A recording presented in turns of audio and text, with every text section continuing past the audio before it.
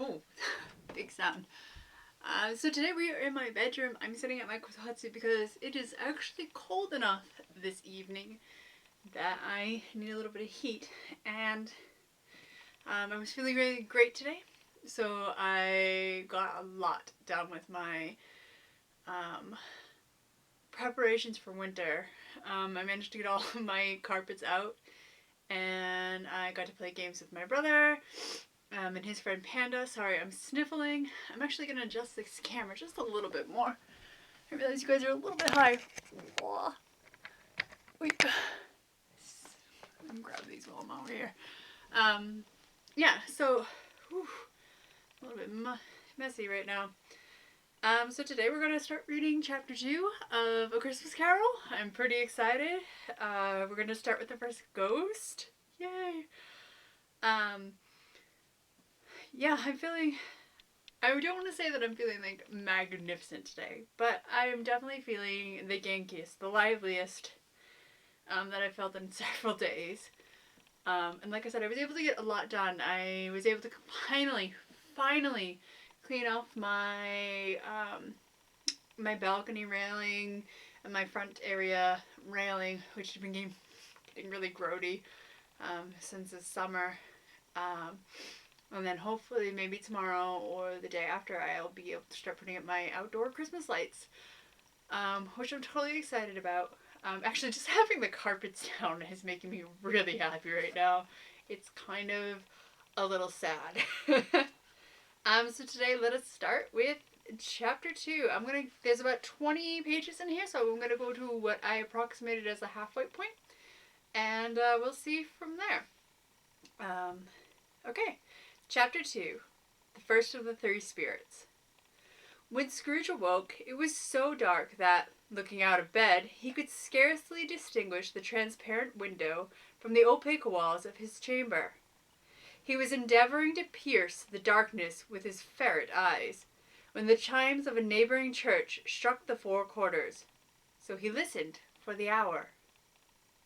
To his great astonishment, the heavy bell went on from 6 to 7, and from 7 to 8, and regularly up to 12, then stopped. 12! It was past 2 when he went to bed. The clock was wrong. An icicle must have gotten into the works. 12! He touched the spring of his repeater to correct this most preposterous clock. Its rapid little pulse beat 12, and stopped. Why, it isn't possible, said Scrooge, that I can have slept through a whole day, and far into another night. It isn't possible that anything has happened to the sun, and this is 12 at noon. The idea being an alarming one, he scrambled out of bed and groped his way to the window. He was obliged to rub the frost off with the sleeve of his dressing gown before he could see anything. And could see very little then. All he could make out was that it was still very foggy and extremely cold, and that there was no noise of people running to and fro and making a great stir, as there unquestionably would have been if night had beaten off bright day and taken possession of the world. This was a great relief, because 3 days after sight of the first exchange pay to Mr. Ebenezer Scrooge, or his order, and so forth, would have become a mere United States security if there were no days to count by. I actually have no real clear idea what that means, so if somebody in the comments has a little bit better idea, please message, otherwise I'm going to be Wikipediaing that later. Scrooge went to bed again and thought it over and over and over, and could make nothing of it. The more he thought, the more perplexed he was, and the more he endeavored not to think, the more he thought. Yeah. Marley's ghost bothered him exceedingly.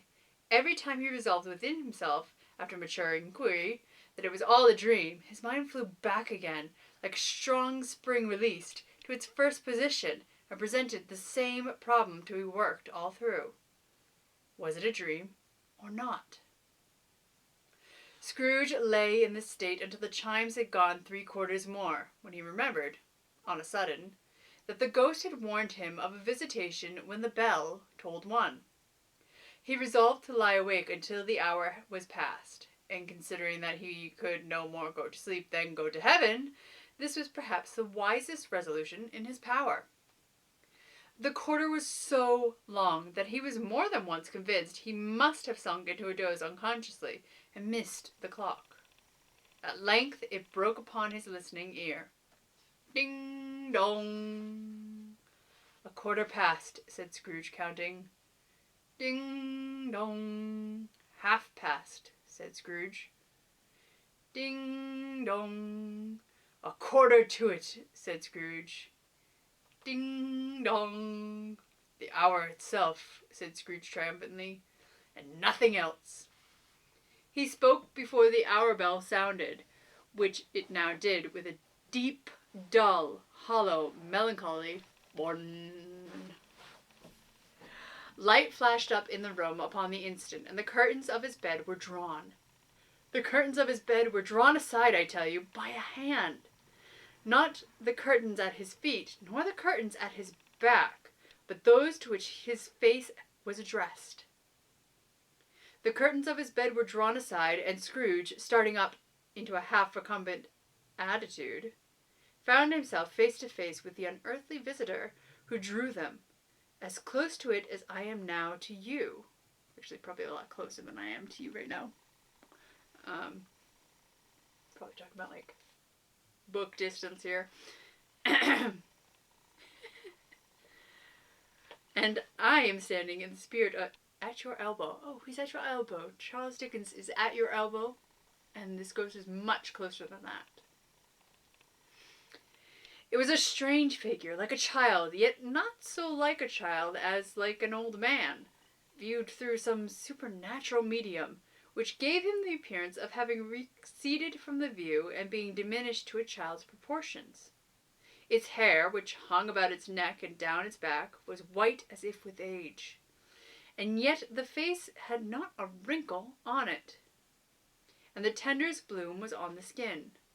The arms were very long and muscular, the hands the same, as if its hold were of uncommon strength.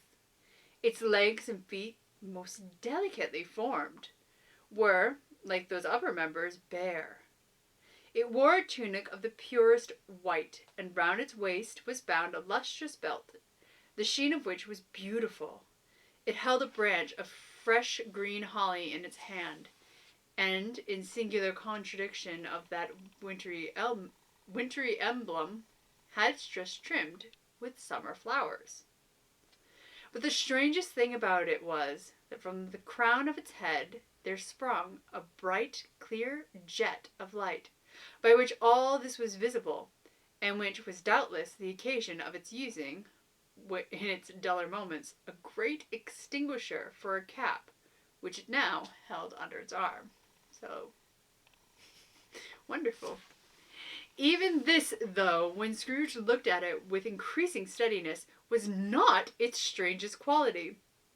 For as its belt sparkled and glittered now in one part and now in another, and what was light one instant and another time was dark, so the figure itself fluctuated in its distinctness, being now a thing with one arm, now with one leg, now with 20 legs, now a pair of legs without a head, now a head without a body, of which dissolving parts no outline would be visible in the dense gloom wherein they melted away.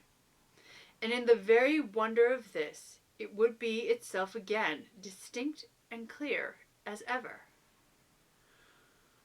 "Are you the spirit, sir, whose coming was foretold to me?" asked Scrooge. "I am."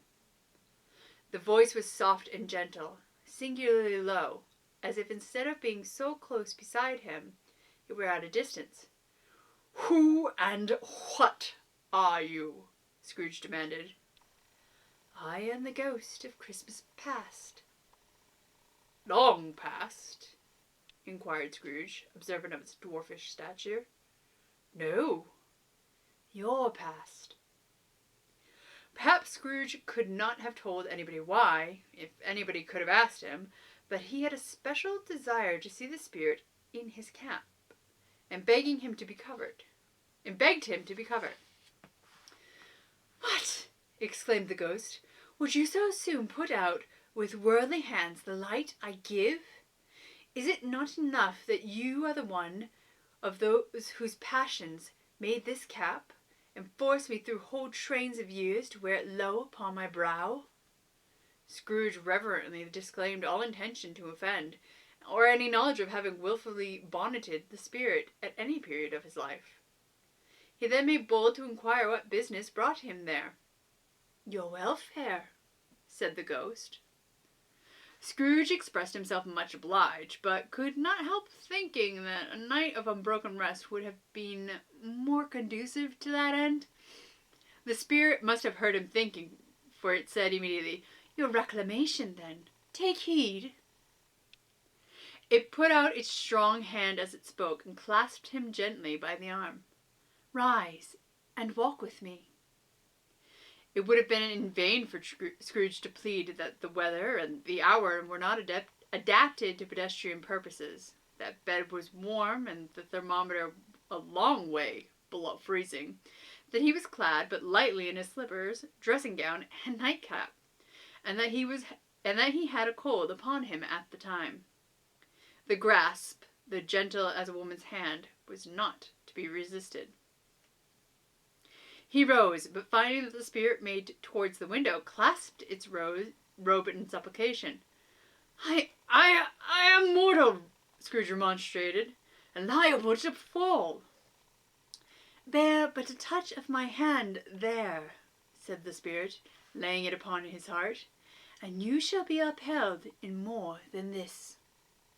As the words were spoken, they passed through the wall and stood upon an open country road, with fields on either hand. The city had entirely vanished. Not a vestige of it was to be seen. The darkness and the mist had vanished with it, for it was a clear, cold, winter day with snow upon the ground. "Good heaven!" said Scrooge, clasping his hands together as he looked about him. "I was bred in this place. I was a boy here." The spirit gazed upon him mildly. Its gentle touch, though it had been light and instantaneous, appeared still present to the old man's sense of feeling. He was conscious of 1,000 odors floating in the air, each one connected with 1,000 thoughts and hopes and joys and cares long, long forgotten. "Your lip is trembling," said the ghost. "And what is that upon your cheek?" Scrooge muttered, with an unusual catching in his voice, that it was a pimple, and begged the ghost to lead him where he would. "You recollect the way?" inquired the spirit. "Remember it!" cried Scrooge with fervour. "I could walk it blindfolded." "Strange to have forgotten it for so many years," observed the ghost. "Let us go on." They walked along the road, Scrooge recognizing every gate and post and tree, until a little market town appeared in the distance, with its bridge, its church, and winding river. Some shaggy ponies now were seen trotting towards them with boys upon their backs, who called to other boys in country gigs and in carts, driven by farmers. All the boys were in great spirits and shouted to each other until the broad fields were so full of merry music that the crisp air laughed to hear it. "These are but shadows of the things that have been," said the ghost. "They have no consciousness of us." The jocund, I hope that's how it's said, travelers came on, and as they came, Scrooge knew and named them every one. Why was he rejoiced beyond all bounds to see them? Why did his cold eye glisten and his heart leap up as they went past? Why was he filled with gladness when he heard them give each other Merry Christmas as they parted at crossroads and byways for their several homes? What was Merry Christmas to Scrooge? Out upon Merry Christmas! What good had it ever done him? "The school is not quite deserted," said the ghost. "A solitary child, neglected by his friends, is left there still." Scrooge said he knew it, and he sobbed. They left the high road by a well-remembered lane and soon approached a mansion of dull red brick, with a little weathercock surmounted cupola on the roof, and a bell hanging in it. It was a large house, but one of broken fortune, for the spacious offices were little used, and their gates decayed. Fowls clucked and strutted in their stables, and the coach houses and sheds were overrun with grass. Nor was it more retentive of its ancient state within, for entering the dreary hall and glancing through the open doors of many rooms, they found them poorly furnished, cold, and vast. There was an earthy savour in the air, a chilly bareness in the place, which associated itself somehow with too much getting up by candlelight, not too much to eat. They went, the ghost and Scrooge, across the hall to a door at the back of the house. It opened before them and disclosed a long, bare, melancholy room, made barer still by lines of plain deal forms and desks. At one of these a lonely boy was reading near a feeble fire, and Scrooge sat down upon a form and wept to see his poor forgotten self as he had used to be. Not a latent echo in the house, nor a squeak and scuffle from the mice behind the paneling, not a drip from the half-thawed waterspout in the dull yard behind, not a sigh among the leafless boughs of one despondent poplar, not the idle swinging of an empty storehouse door, no, not a clicking in the fire, but fell upon the heart of Scrooge with a softening influence, and gave a freer passage to his tears. The spirit touched him on the arm and pointed to his younger self, intent upon his reading. Suddenly a man in foreign garments, wonderfully real and distinct to look at, stood outside the window with an axe stuck in his belt and leading an excuse the French, this is the word, and leading an ass laden with wood by the bridle. "Why, it's Ali Baba!" Scrooge exclaimed in ecstasy. "It's dear old honest Ali Baba! Yes, I know! One Christmas time, when yonder solitary child was left here all alone, he did come, for the first time, just like that poor boy in Valentine," said Scrooge, "and his wild brother Orson. There they go," said Scrooge, "and his wild brother Orson." Oh, and I just said that. "And what's his name, who was put down in his drawers asleep at the gate of Damascus? Don't you see him? And the Sultan's groom turned upside down by the genie. There he is upon his head. Serve him right, I'm glad of it. What business had he to be married to the princess?" Here Scrooge, expending all the earnestness of his nature on such subjects in a most extraordinary voice between laughing and crying, and to see his heightened and excited face, would have been a surprise to his business friends in the city indeed. "There's the parrot!" cried Scrooge. "Green body and yellow tail, with a thing like a lettuce growing out of the top of its head. There he is! Poor Robin Crusoe, he called him, when he came home again after sailing round the island. Poor Robin Crusoe! Where have you been, Robin Crusoe?" The man thought he was dreaming, but he wasn't. It was the parrot, you know. There goes Friday, running for his life to the little creek. "Hallo! Hop! Hallo!" Then, with a rapidity of transition very foreign to his usual character, he said, in pity for his former self, "Poor boy," and cried again. "I wish," Scrooge muttered, putting his hand in his pocket and looking about him after drying his eyes with his cuff, "but it's too late now." "What is the matter?" asked the spirit. "Nothing," said Scrooge. "Nothing. There was a boy singing a Christmas carol at my door last night. I should like to have given him something, that's all." The ghost smiled thoughtfully, waved its hand, saying as it did so, "Let us see another Christmas." Scrooge's former self grew larger at the words, and the room became a little darker and more dirty. The panels shrunk, the windows cracked, fragments of plaster fell out of the ceiling, and the naked laths were shown instead. But how all this was brought about, Scrooge knew no more than you do. He only knew that it was quite correct, that everything had happened so, that there he was, alone again, when all the other boys had gone home for the jolly holidays. He was not reading now, but walking up and down despairingly. Scrooge looked at the ghost, and with a mournful shake of his head, glanced anxiously toward the door. It opened, and a little girl, much younger than the boy, came darting in, and putting her arms about his neck and often kissing him, addressed him as her dear, dear brother. "I have come to bring you home, dear brother," said the child, clapping her tiny hands and bending down to laugh. "To bring you home, home, home." "Home, little Fan?" returned the boy. "Yes," said the child, brimful of glee. "Home for good and all, home for ever and ever. Father is so much kinder than he used to be, that home's like heaven. He spoke so gently to me one night when I was going to bed that I was not afraid to ask him once more if you might come home. And he said, yes, you should. And sent me in a coach to bring you, and you're to be a man," said the child, opening her eyes, "and are never to come back here. But first, we're to be together all the Christmas long, and have the merriest time in all the world." "You are quite a woman, little Fan," exclaimed the boy. She clapped her hands and laughed, and tried to touch his head, but being too little, laughed again, and stood on tiptoe to embrace him. Then she began to drag him in her childish eagerness towards the door, and he, nothing loath to go, accompanied her. A terrible voice in the hall cried, "Bring down Master Scrooge's box, there!"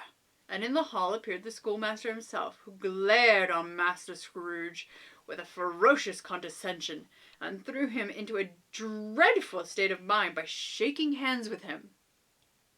He then conveyed him and his sister into the veriest old well of a shivering best parlour that ever was seen, where the maps upon the wall and the celestial and terrestrial globes in the windows were waxy with cold.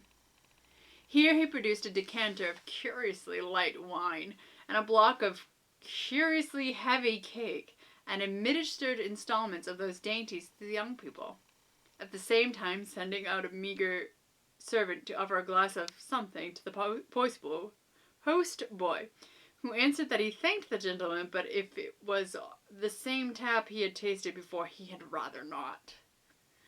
Master Scrooge's trunk being by this time tied on to the top of the chaise, the children bade the schoolmaster goodbye right willingly, and getting into it, drove gaily down the garden sweep, the quick wheels dashing the hoarfrost and snow from off the dark leaves of the evergreens like spray. "Always a delicate creature, whom a breath might have withered," said the ghost, "but she had a large heart." "So she had," cried Scrooge. "You're right. I'll not gainsay it, spirit. God forbid." "She died a woman," said the ghost, "and had, as I think, children?"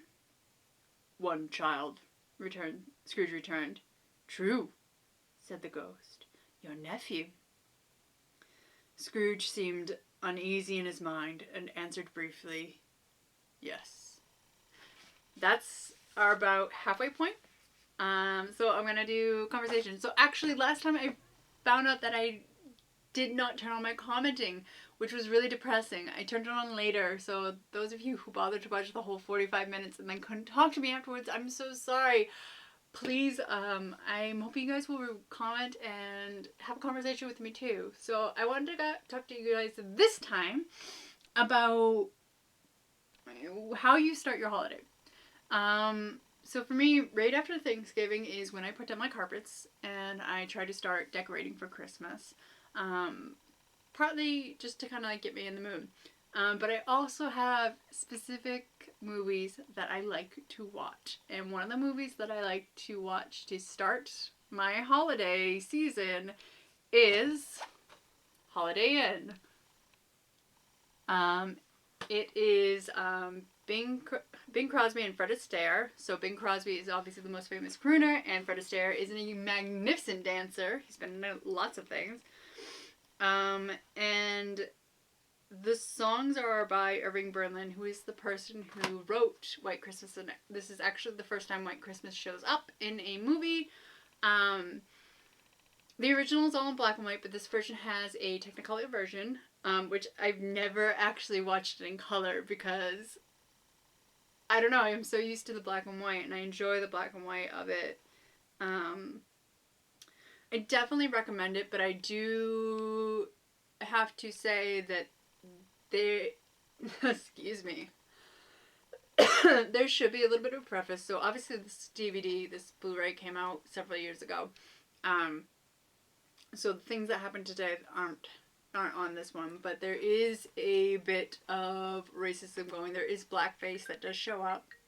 Oh look, that's my mother calling right now. So if you're gonna watch it, just keep that in mind for the Lincoln holiday scene, that there is blackface and it's a little bit racist. It's not horrible. It's not the worst that you're probably gonna see, but it does exist. I'm gonna go answer that phone call now, and thanks for watching, guys. Bye!